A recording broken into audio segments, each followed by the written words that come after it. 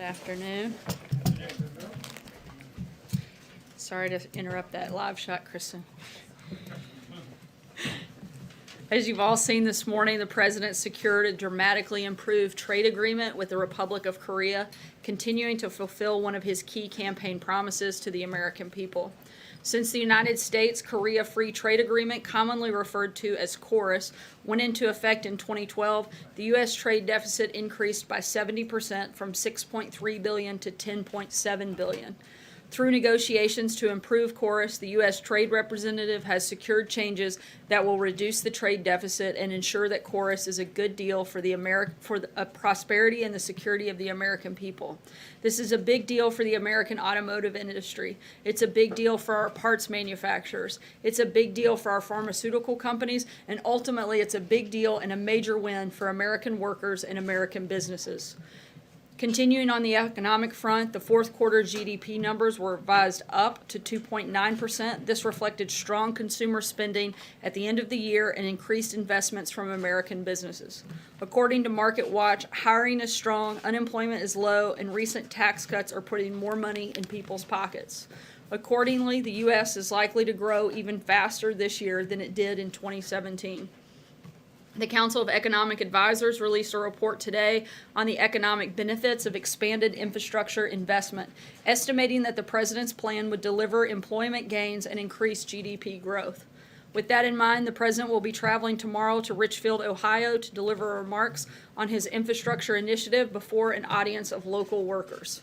The remarks will be at a training site for members of the International Union of Operating Engineers, Local 18, a diversified trade union representing heavy equipment operators, mechanics, and surveyors in the construction industry, and stationary engineers who work in operations and maintenance in building and industrial complexes. Following on the success of tax reform, infrastructure is the next piece of the President's successful economic agenda. These workers represent the hardworking Americans across the country who will participate in the rebuilding of our nation's infrastructure, sparked from the President's vision, and it will definitely be worth tuning in to see the President lay out that vision. And with that, I will take your questions. Cecilia. Thanks, Sarah. Are pardons on the table for anyone involved in the Russia probe? Look, I would refer you back to the statement from Ty Cobb in the report that you're asking about, in which he said, "I've only been asked about pardons by the press and have routinely responded on the record that no pardons are under discussion or under consideration at the White House." So can you say unequivocally that no one here has discussed pardons in this case? I can say that Ty Cobb is the person that would be most directly involved in this, and he's got a statement on the record saying that there's no discussion and there's no consideration of those at this time at the White House. Is the White House worried about what Michael Flynn or Paul Manafort might tell Special Counsel Robert Mueller? Look, as we've said pretty much every day since we got here, because you guys have continued to ask about this topic every single day, there was no collusion, and we're very confident in that and look forward to this process wrapping up. Zeke? The attorney for Stormy Daniels filed a motion to depose the President of the United States. Do you have a response from the White House reaction to that decision? Nope. We have addressed this once again extensively, and we have nothing new to add. And for any new questions, I would refer you to the President's personal Subpoenaed counsel. would the President sit for that decision? Again, I'm not going to get into a hypothetical question, and I would refer you to Michael Cohen on that matter. And separately, sir, just real quick, we haven't seen much of the President. He said last week he was going to do a news conference and ended up not taking questions. He hasn't held any open He actually press took a event. couple questions at the end. Walking up and not sort of formal questions and didn't address some other topics in the news. So why haven't we seen so much of the President? Will he commit to doing a formal news conference? He hasn't done one of those in more than a year.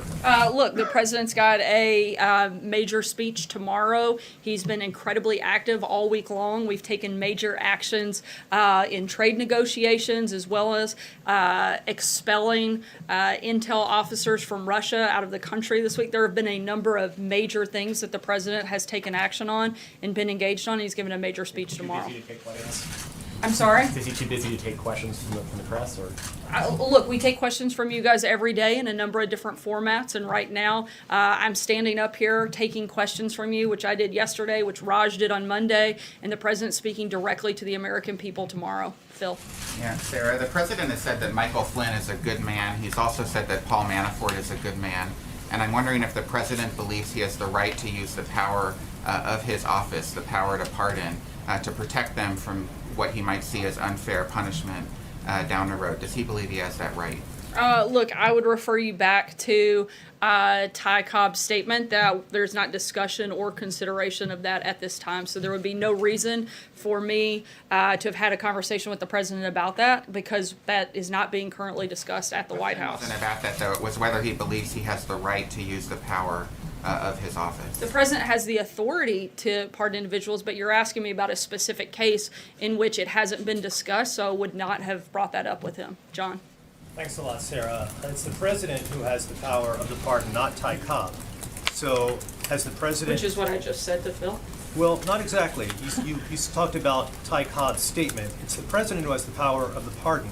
Has he considered, is he considering, would he consider pardoning Paul Manafort, Michael Flynn, or Rick Gates? As I said, an on-record statement from the president's attorney here at the White House on these matters has said there's no discussion or consideration of this. On another matter, the trade deal that you spoke about at the very top of the briefing regarding the U.S. and South Korea, as part of this new trade deal, each U.S. card maker would be allowed to export 50,000 vehicles per year to South Korea.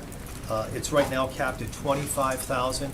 But last year, if you just look at most recent history, no U.S. automakers sold more than 11,000 cars to South Korea. What makes you think that demand's going to rise so dramatically as to benefit the U.S. auto industry? It also impacts the parts component, which is a major piece of this deal. We're going to continue working with auto manufacturers in this country. One of the other things that we've seen is an increase in business across the board and people actually making things in America again due to deregulation, due to the tax cuts. We expect business in America to grow and therefore the trade component to grow as well. But as to the automakers, do you believe that the actual number of vehicles sold will increase dramatically as a result of this trade deal last year, 11,000? The new numbers now, you can sell up to 50,000 there. By next year, will we see a dramatic increase in that number? Look, this wasn't something that happened, the problem wasn't created overnight, but this is certainly the steps in the right direction to help remove the trade deficit that we have, and we're very excited about the progress that's been made, not just with auto manufacturers, but also in the agriculture sector and pharmaceuticals as well. Francesca? Thank you, Sarah. A report today on President Trump and Amazon caused the company's stock value to tumble roughly $53 billion. Is the president, as that report said, looking for ways to go after the internet retail giant? Look, we have no announcements and no specific policies or actions that we're currently pushing forward or considering taking. Not looking for an announcement specifically, but has the president been looking for ways to go after Amazon? Treasury Secretary Steve Mnuchin has said that the White House does favor an internet sales tax, and that's something that you guys would be looking at. So is that something that the president is pushing for, even behind closed doors? Look, the president has said many times before he's always looking to create a level playing field for all businesses, and this is no different. And he's going to always look at different ways, but there aren't any specific policies on the table at this time. Question, sorry, on Kim Jong-un's visit to China. When was the White House made aware of that trip? The ambassador from China came to the White House yesterday and briefed members of the national security team, who then briefed the president. April. Sarah, Alton Sterling, the charges against the police officers. I'm sorry, can you speak up a little bit? There were no charges against the police officers in the Alton Sterling police shooting. What does the president have to say about that, particularly as he is a strong supporter of police? And then you have the issue, we're in the midst of that issue that happened, that fatal shooting of the young man in California behind his grandmother's house with a cell phone. Certainly a terrible incident. This is something that is a local matter, and that's something that we feel should be left up to the local authorities at this point in Feel time. about that? He was strongly behind police. He supports police, as much of America does, but wants to weed out bad policing. What does he say about weeding out bad policing when you continue to see these kinds of situations occur over and over again? Certainly, we want to make sure that all law enforcement is carrying out the letter of the law. The president's very supportive of law enforcement.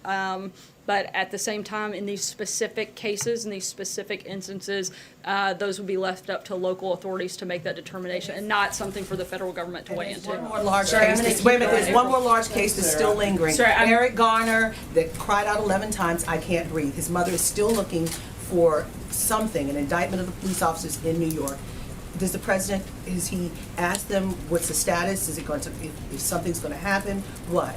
I'm not aware of any specific action. Once again, these would be local matters that should be left up to the local authority. Kevin? Thanks, Sarah. A quick one on North Korea, and then maybe a fast follow on the census. On North Korea, how would you characterize the administration's mood after the meeting in China between Kim Jong-un and President Xi Jinping? And I'm asking because on the one hand, the president's tweets almost sound optimistic, but at the same time, if we look back historically, when Madeleine Albright went over there, the North Koreans were sort of cheating the whole way through. So I would imagine there's also some skepticism. How would you describe the White House's sensibility right now? Certainly, we're going to be cautiously optimistic, but we feel like things are moving in the right direction, and that the meeting yesterday was a good indication that the maximum pressure campaign has been working.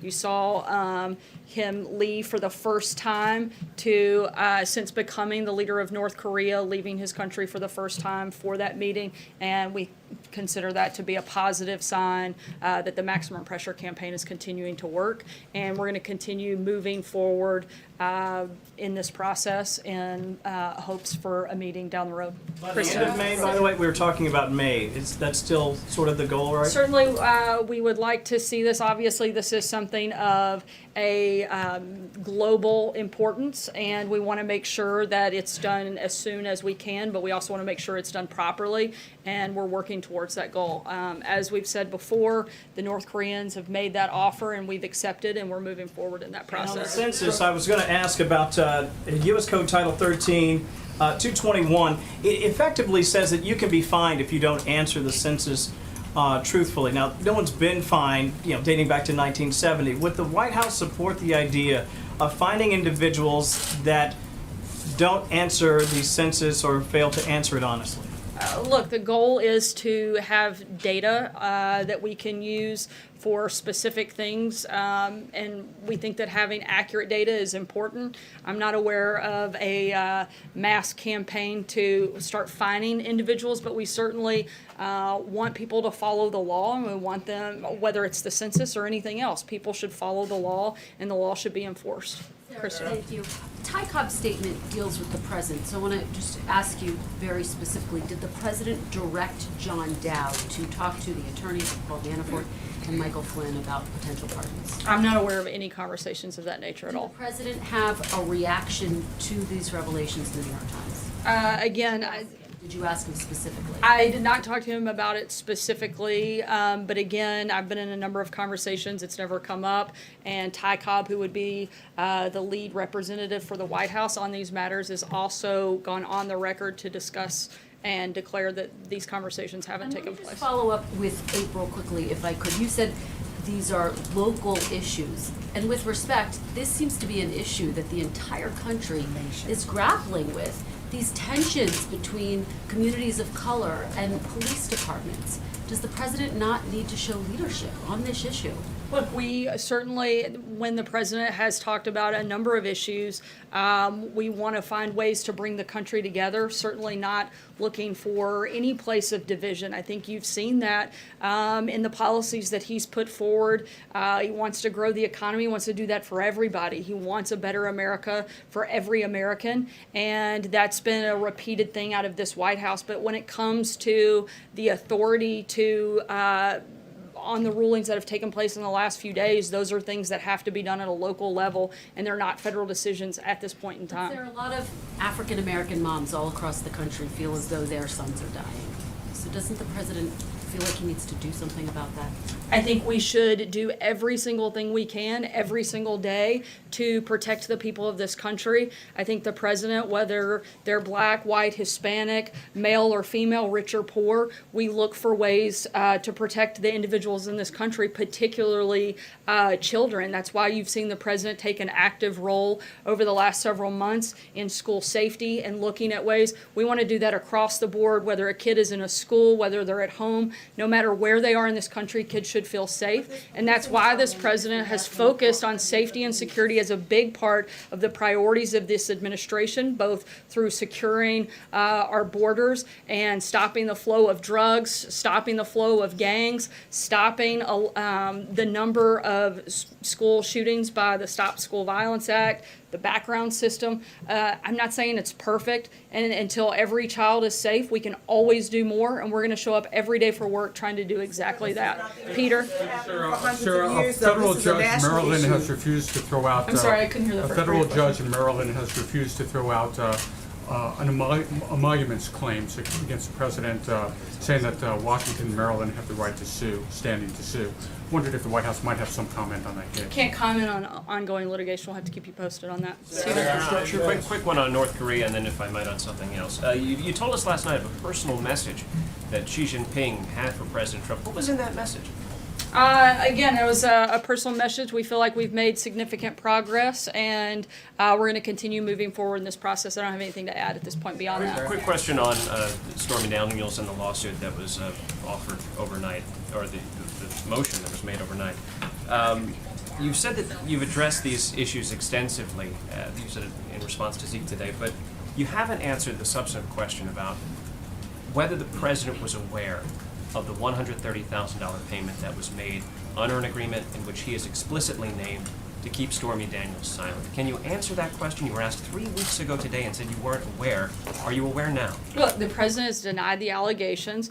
We've spoken about this issue extensively, and I don't have anything else to add beyond that. Anything beyond that, I would refer you to the outside counsel. Tulu? Thank you, sir. I have two questions on big tech. Following up on Francesca's question about Amazon.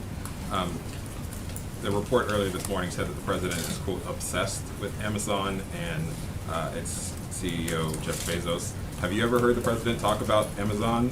And are they currently competing on a level playing field right now? I've heard the president talk repeatedly about making business practices in this country level for everyone across the board. I've heard him talk about it privately and publicly, and I know it's something that he wants to see happen. Beyond that, I don't have anything for you.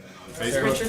Thank you, Sarah. Two questions on immigration. The first one, is the president concerned that his immigration policies have kept away from the U.S. High-tech workers, special workers that instead would go to Canada, for instance? I'm sorry, I'm not sure I Some followed. concern with that is immigration policies that have kept away from the U.S. specialized workers, high-tech workers that prefer to go somewhere else. Not at all, but the president is concerned that we aren't doing enough to create a strong workforce here, which is why he has put a big emphasis on workforce development. It's something Ivanka Trump has been directly engaged in, and the Office of American Innovation have played a big role in pushing for very strong policy shifts to improving the workforce development of people in this country so that we have a lot more skilled workers to fill some of those high-tech jobs that you've mentioned. And Mitt Romney, as you know, Senate candidate in Utah, just said that he's more hardliner on immigration than the president because he's opposed, for instance, to citizenship for dreamers. Would the president sign a bill that would give citizenship to dreamers?